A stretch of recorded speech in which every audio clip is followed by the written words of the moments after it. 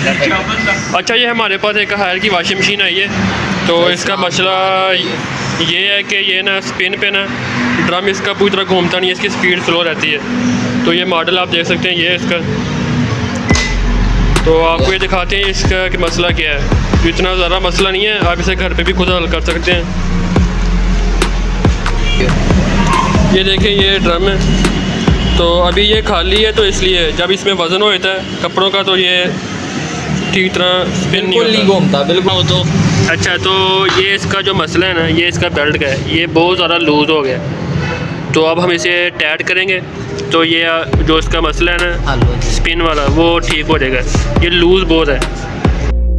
अच्छा जी, ये इसे हमने अब टाइट कर दिया है, ये देखें, तो अब ये ठीक हो गया। बस यही इसका मसला था जिस वजह से ये स्पिन नहीं ठीक कर रही थी। तो इस तरीके से आप इसको ठीक कर सकते हैं। तो अब ये ओके हो गई है। ये देखिए, आप चेक करें, पहले इसका जो थे स्पीड कितनी कम थी, अब देखें अब ये बिल्कुल ठीक हो गया।